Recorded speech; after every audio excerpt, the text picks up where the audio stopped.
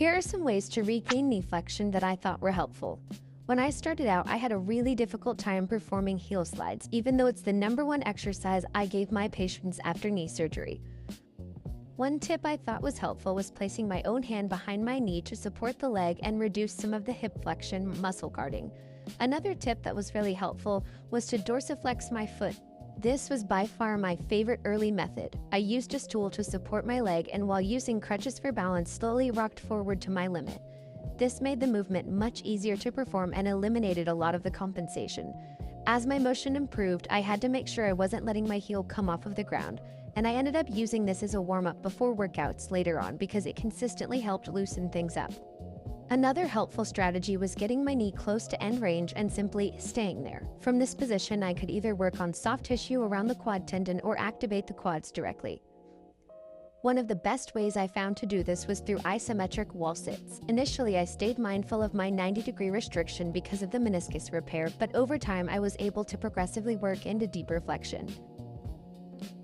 Gait training, especially early on, is huge for restoring knee flexion. A lot of people try to get rid of crutches too soon. Even if they appear to walk normally, they are often compensating.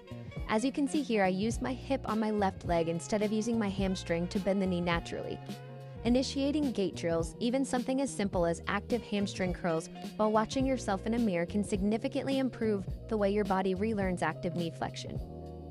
The bike is another great option, but it can be difficult early on and will vary depending on your surgical restrictions. Because of my meniscus repair, I was limited to 90 degrees of flexion for 4 weeks, so I could only perform half revolutions initially.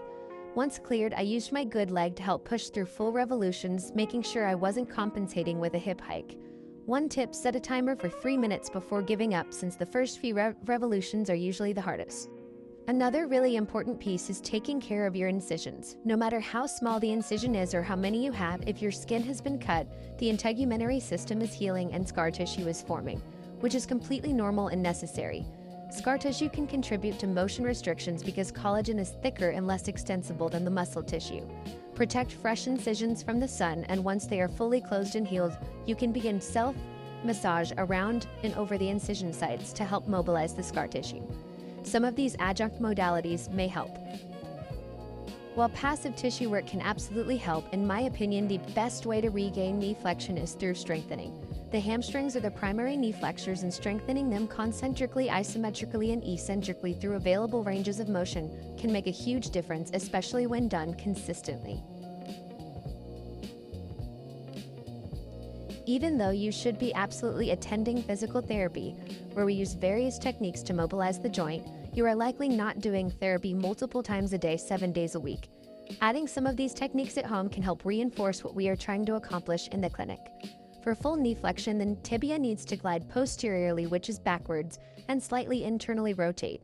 To help facilitate that, you can bring your knee towards end range, place your hand just below the joint line, and gently apply a backward force.